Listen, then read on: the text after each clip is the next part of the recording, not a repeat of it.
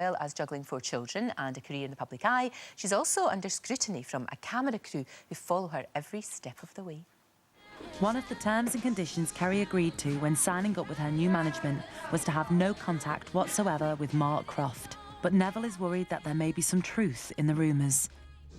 If you let Mark into that house... Wait, he's never been in my house. He has been in your house. Sorry, God shut down, my kids walk outside and get run over by a bus. He's never ever been into my house. Am I right or wrong, Melissa? I swear that down. Then my kids walk outside and get run over, I'm like, he's never been in my house, ever, in any houses.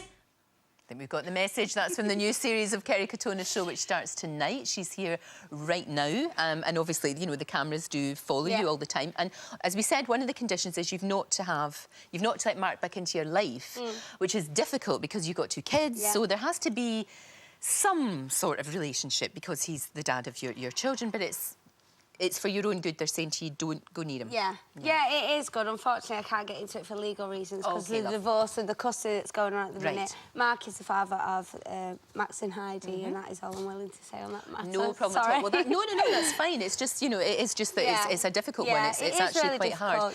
But you were told, and I think you needed it at the time, you were told to get yourself sorted out by your new management, and they've sorted you out with a house, and they've organised a lot of things that are happening in your life.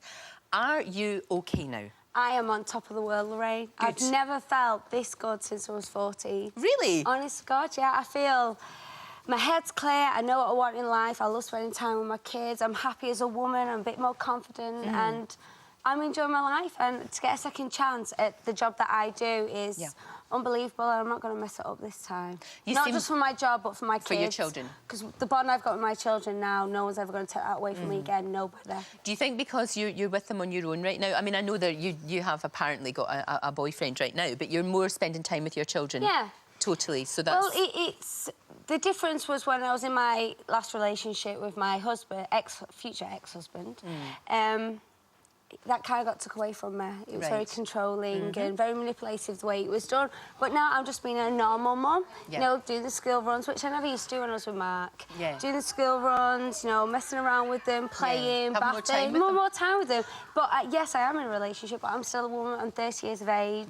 And my kids come first before anybody. But... I can't believe you're 30. You look about 12. It's ridiculous. And this new chap, very early days, but it's going OK? Very early days. It's gone really good, really happy. He seems to be somebody that's not that bothered about being in the public eye. Maybe that's not a bad thing for you. No, not at all. Not a bad thing. Still getting to know him. Because clearly, like I say, you've got the cameras that follow you. They're here this morning. That's all the time they're there. Do you miss them when they're not there? Does it feel weird? I really do miss them. What I like about my cameras is, from the first series that I done, it was quite a dark show, my first series. It was very dark. I was very worried about you, actually. But the amount of people who watched it, who was going through the same thing as I was, you know, the members of the public who had drug problems, money problems, husband problems, family problems, watched my show and saw me do all this on my own, it's given them the kind of encouragement to go, well, these lights at the end of the tunnel, look at her now, look at what she's achieved, she's a better mum, she's a better person. And if I can do it, anyone can do it. And hopefully people watching my show can realise that and learn something from it. And they tell me that you are wanting to be an actress. That's the next step. Is that true? Well, I've done a few films in the past. I've done, like, 3 different films. I'll give anything a go, me, Lorraine. Well, you did. You gave Dancing on Ice a go, didn't you? You know what? I really enjoyed that. You could tell you really loved that, actually. Yeah, that happened at perfect time for me. Just moving down south, didn't know anybody down here, and then I was constantly working, so it helped me settle down in Surrey. They gave you something to focus on, very much so. Very much so. And plus I met Daniel Whiston as well. Yeah. You look good. Thank you look very, very good when you're doing that there. Where do you see things going then? You know, I mean, would you go back to the music business? Do you? I mean, you've acting. You're saying you might try. What do you think?